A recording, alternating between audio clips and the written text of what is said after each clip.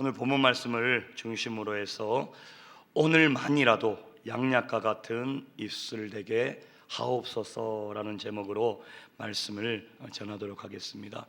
오늘 말씀 제목이 오늘 이 말씀을 준비하면서 저의 기도 제목이었습니다. 기도 제목, 오늘만이라도 양약과 같은 입술 되게 하옵소서. 먼저 이 잠언 12장은 10장과 11장에 이어서 계속해서 의인과 악인의 그 삶을 살아가면서 그 특성을 비교하고 대조함과 동시에 그로 말미암는 그 결과에 대해서 우리에게 알려주면서 우리에게 지혜를 나누어지는 형식을 띠는 그런 방법으로 우리에게 이렇게 많은 것을 알려주고 있습니다. 그래서 오늘은 특별히 이제 많은 부분 본문을 쭉 읽어 내려가셨지만 좋은 말들이죠. 많은 좋은 말들입니다. 그러나 그 중에서도 이제 특별히 이 언어에 대해서 중점적으로 한번 살펴보고 오늘 하루 우리가 양약과 같은 입술이 되어지겠다는 그런 마음을 가지고 결단을 하시고 하루하루를 살아가셨으면 좋겠습니다. 이 잠언은 제가 잠언 2장 이렇게 말씀을 전할 때 이런 말씀을 드렸습니다. 믿는 자에게는 잠언이지만 믿지 않는 세상 사람들에게는 이 잠언은 격언이에요. 격언. 그리고 속담이라고도 이야기를 한다라고 말씀을 드렸습니다. 예, 그렇습니다. 우리가 이 잠언을 통해서 읽고 보고 느끼고 깨닫는 것, 즉 하나님이 이 잠언, 오늘 특별히 이 말씀을 통해서 우리에게 주시고자 하시는 그 삶의 보화가 반드시 있는 줄 믿습니다. 일단 먼저는 이 보화를 발견하셔야 돼요. 그리고 발견하는 것으로 그치는 것이 아니라 그 발견한 것을 내 것으로 취할 수 있어야 됩니다. 이 취할 때는 우리가 그렇잖아요. 보화를 발견하고 그 보화를 내 것으로 취할 때 우리가 값을 지불해야 되지 않습니까? 이 값을 지불하는 것이 다른 것이 아닌 바로 우리의 순종으로 이어진다라는 거예요. 우리가 말씀의 보화를 발견했다면 우리가 순종함으로 말미암아 그 보화를 캐낼 수 있는 그런 복된 주님의 자녀들 되시기를 주의 이름으로 축복합니다. 한 달 정도 전이었던 것 같아요. 한 달 정도 전이었는데 제가 이제 청년부 때 일 열심히 하라고 불렀던 형제 자매 한 명씩 있었습니다. 임원으로 제가 불렀죠. 일 열심히 하라고 불렀더니 열심히 연애를 해서 지금 슬하에 이쁜 딸이 한 명이 있고 그렇게 또 이제 집사 직분을 받고 열심히 신앙생활하는 그런 두 집사님이 계십니다. 우연찮게 그분들과 이제 만나게 되었습니다. 만나면서 이런저런 이야기를 하는데 그때 이제 이 여성 집사님이시죠. 이 집사님이에요. 이 집 성만 말하겠습니다. 이 집사님이시고 어린이집 교사를 하고 계셔요. 오시더니 갑자기 너무나도 해맑습니다. 굉장히 순수해요, 이 집사님이. 그래서 목사님 그러면서 웃으면서 이런 이야기를 합니다. 목사님, 제가 곰곰이 생각을 해봤대요. 굳이 생각하라고 이야기를 하지 않았거든요. 근데 생각을 했는데 무슨 생각을 했는지 물어보니까 곰곰이 생각을 해봤는데 다니엘 다온이가 목사님 말이 이 언어가 굉장히 늦잖아요. 우리 다니 제 아들 2명이 있는데 이제 5살, 7살 되어졌죠. 지금은 괜찮은데 이 언어 발달이 조금 이렇게 지연이 되어져서 언어 치료를 받았습니다. 최근까지 언어 치료를 받고 이제는 이제 언어 치료를 받지 않는데 그렇게 이제 언어가 조금 이렇게 발달이 지연되는 그런 경우죠. 그래서 그것을 알고 있기에 목사님 다니 다온이가 이 언어 발달 이 지연이 되어서 그렇게 된 게 그 이유를 찾아냈다는 거예요. 이 학술적으로는 검증이 되지는 않았지만 자기는 그렇게 생각을 한다. 이 무슨 이야기냐? 이렇게 이야기를 해요. 목사님이 가정을 보면은 사모님 춘천말, 서울말 쓰는 거잖아요. 서울말을 쓰고 할아버지 할머니 전부 다 서울말을 쓰는데 목사님은 굉장히 심한 사투리를 쓴다. 이게 제가 생각하기에 이건 다문화 가정이랑 다를 바가 없다. 그 말을 듣고 제가 발로 뻥차 버리려고 그러다가 가만히 생각하니까 귀에 납득이 돼요. 일리가 있는 것 같아요. 그 이재 투사님께서 이야기한 게 무엇입니까? 이게 통계적으로 보면은 다문화 가정의 자녀들이 이 언어 발달이 조금 이렇게 지연되는 그런 통계가 나와 있거든요. 그 다른 게 아니라 이제 그 중간에서 이제 쉽게 이야기하면 다문화 가정과 똑같이 제 사투를 인하여서 이 다니 다온이 제 아들 2놈이 언어에 혼란이 왔다라는 거죠. 언어가 혼란이 오다 보니까 어쩔 수 없이 언어 발달이 지연이 되어졌다. 그래서 곧 다문화 가정이랑 다를 바가 없다라는 결론이 나왔다라고 이렇게 저에게 이야기를 해요. 자, 여러분, 이처럼 우리가 삶을 살아가는데 이 언어가 굉장히 중요하죠. 그리고 더 중요한 건 우리가 신앙생활, 우리가 믿음을 지켜 나아가는 이 신앙생활 가운데에서도 이 언어가 굉장히 중요하다는 거예요.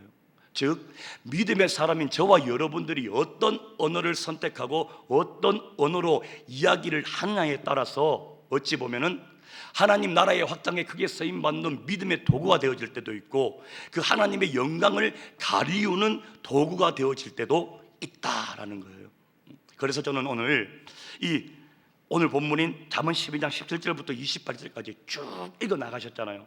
굉장히 좋은 말씀들이 많습니다. 그러나 저는 오늘 나누고 싶은 것은 17절부터 19절에 나와 있는 이 말에 대한 이 중요성에 대해서 다시 한번 우리가 알아보는 그런 시간을 가졌으면 좋겠습니다. 우리 먼저 18절 말씀 한번 보겠습니다. 오늘 본문 18절 말씀, 자, 다 함께 시작. 칼로 찌름같이 함부로 말하는 자가 있거니와 지혜로운 자의 혀는 양약과 같으니라. 아멘. 칼로 찌름같이 함부로 말하는 자가 있거니와, 즉 그렇게 말하는 자가 있다라는 거죠. 성경은 이런 사람을 가리켜서 어리석은 사람이다라고 그렇게 말씀을 하고 있습니다. 자, 여기서 다시 한번 보면 칼로 찌름같이, 이거 실감이 안 나시는 분 거의 없으실 거예요. 굳이 제가 칼로 찌르지 않으셔도 너무나도 잘 아시잖아요. 자, 칼로 찌르면 어떻게 됩니까? 피가 나겠죠. 그리고 칼로 찌르면은 그 피가 나는 곳에 상처가 생겨나게 됩니다. 그리고 칼로 찌르면은 굉장히 아파요. 그리고 무엇보다도 잘못 찌르게 되면, 정말 깊숙이 찌르게 되면 죽을 수도 있다는 사실은 우리 모두가 알고 있습니다. 이 칼로 찌름같이 함부로 말하는 자가 있거니와, 이 말이 무슨 뜻일까요?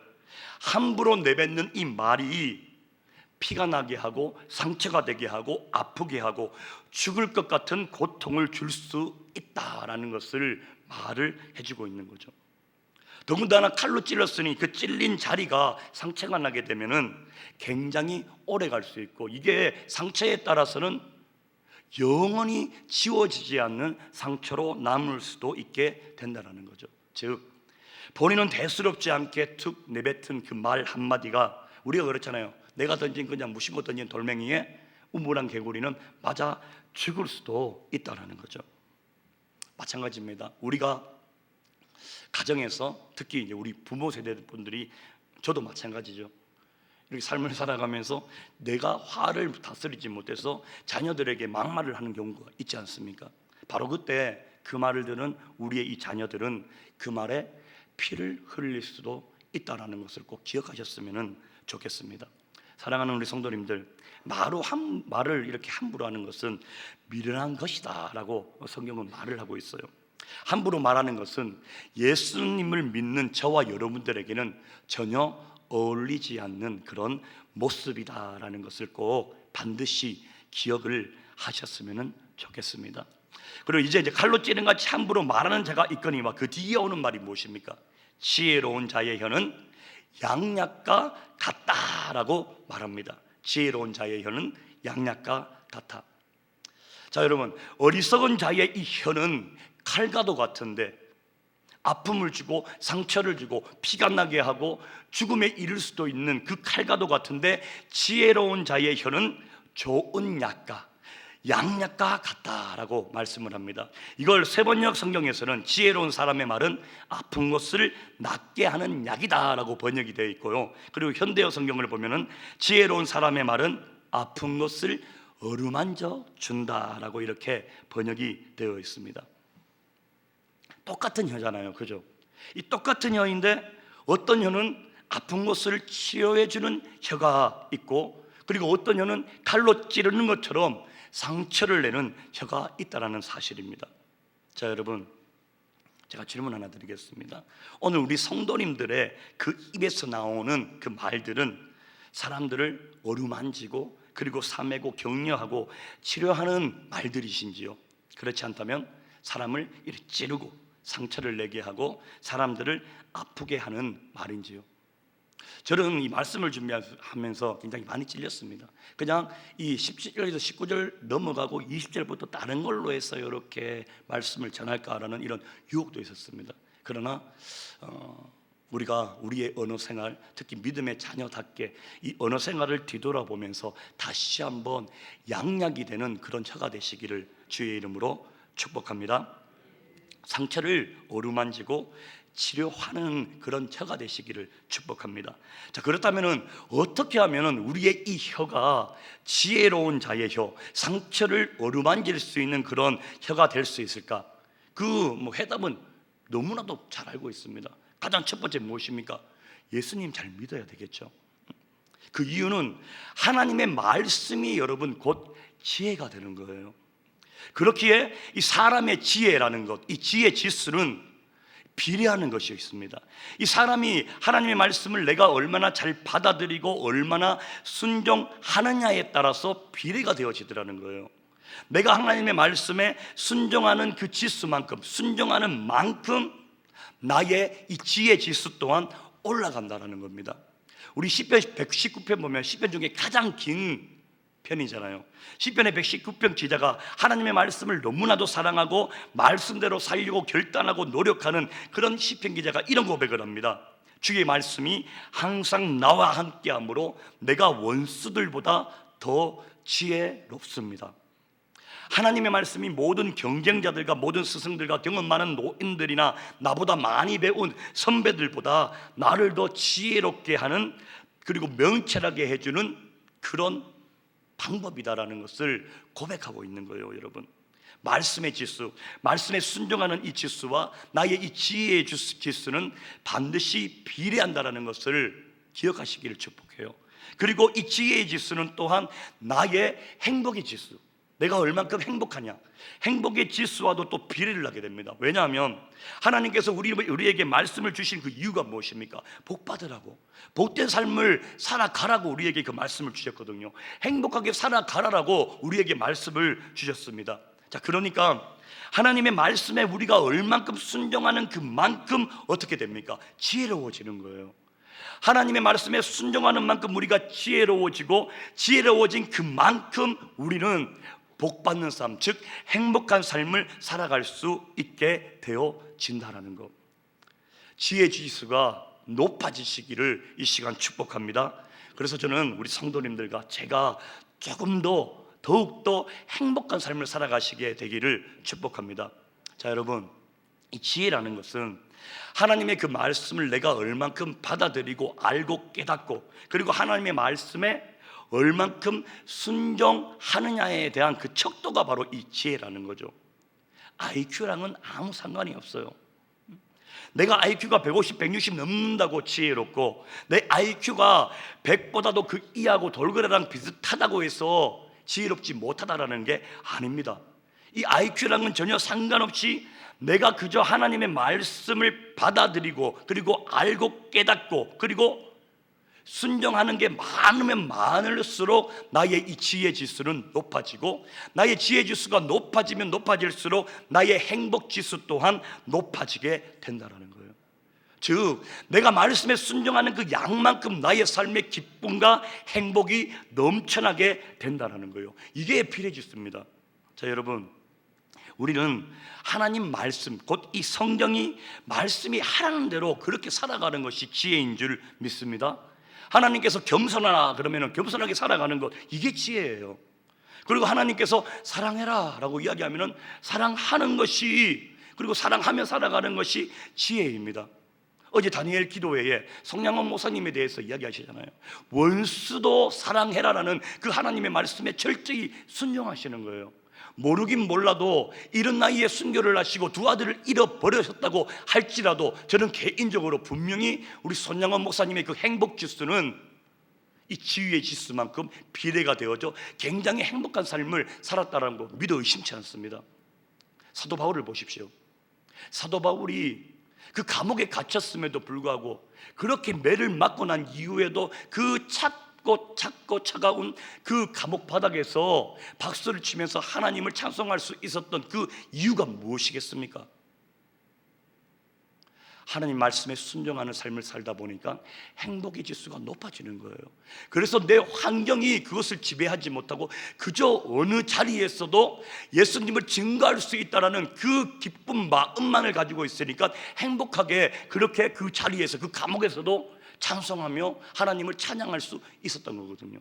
그리고 그것을 보시고 하나님께서는 사도 바울을 크게 들어 사용하시게 되는 거죠.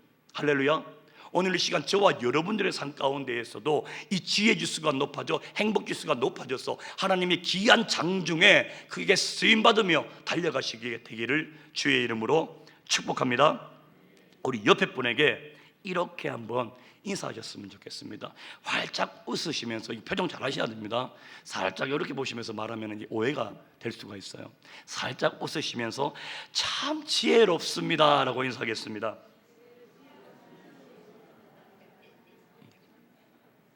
할렐루야. 오늘 이 새벽에 나오신 우리 모든 성도님들께서는 참 지혜로우신 줄 믿습니다. 자, 다시 말씀으로 돌아와서 지혜로운 자의 혀는 양약과 같다. 우리가 하나님의 말씀에 순종하기만 하면은 어떤 역사가 일어나느냐?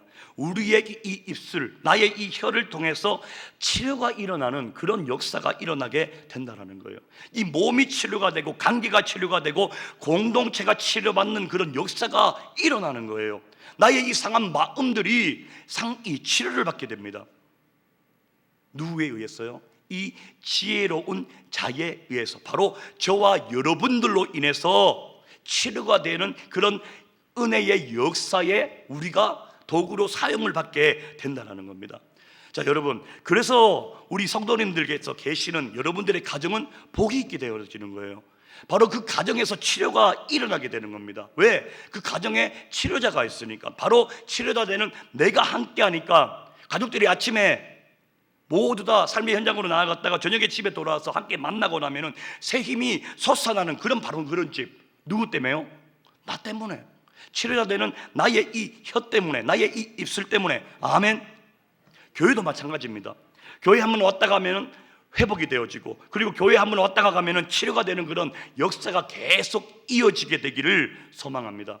자, 그러려면은 이 교회 안에서 사람의 지혜, 사람의 철학, 그리고 사람의 아이디어, 지식, 경험, 이것이 아니라 지혜 되시는 하나님의 말씀이 선포가 되어지고, 그리고 이 강단을 통해 지혜의 왕 되시는 예수 그리스도의 그 십자가의 복음이 증거되어질 때에 바로 이 하나님께서 이 말씀을 통해서 회복의 역사와 치료의 역사를 일으켜 주시는 줄 믿으시기를 축복합니다. 자, 여러분, 칭찬은 고래도 춤추게 한다라는 속담이 있잖아요. 그죠?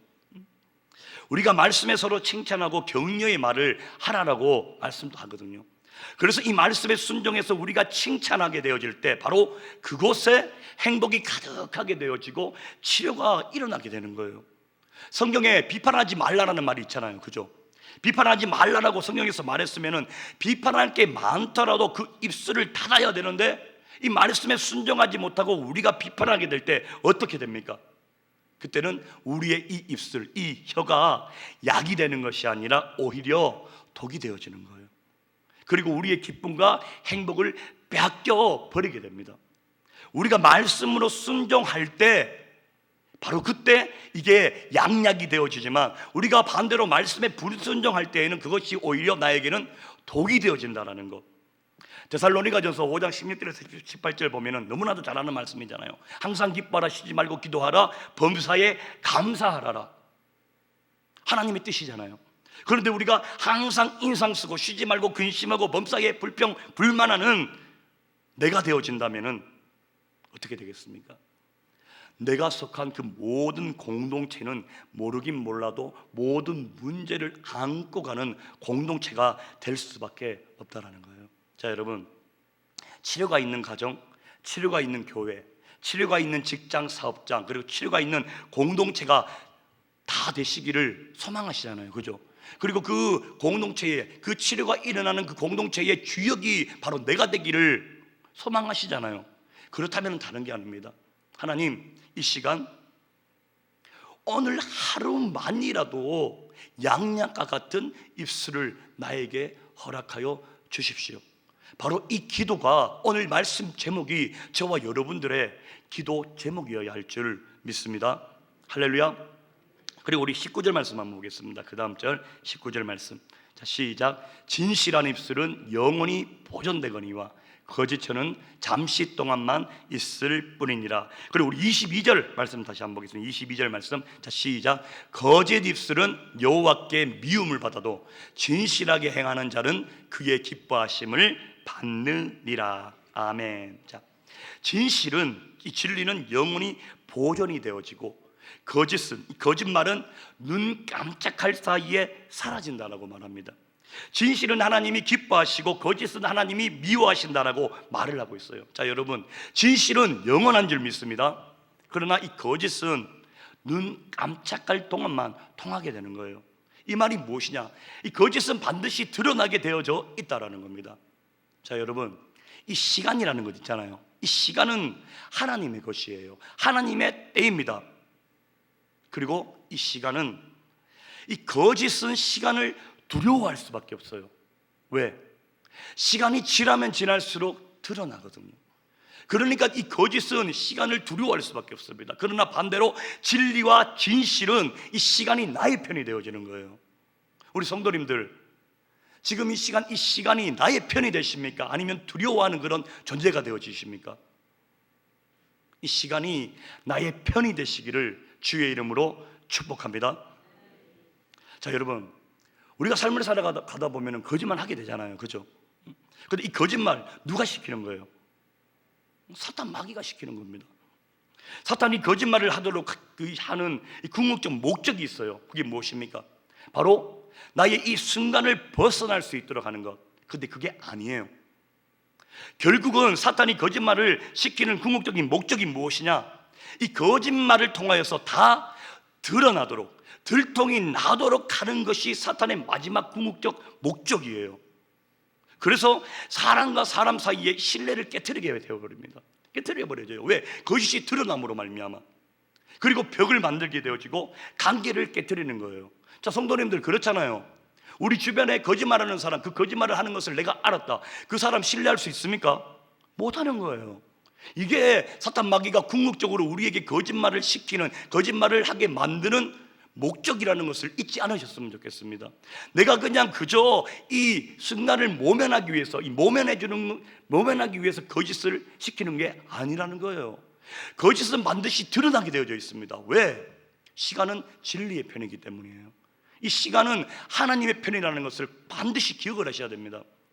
지금 당장 내가 조금 손해를 보더라도 진리 편에서 서게 되시기를 주의 이름으로 축복합니다.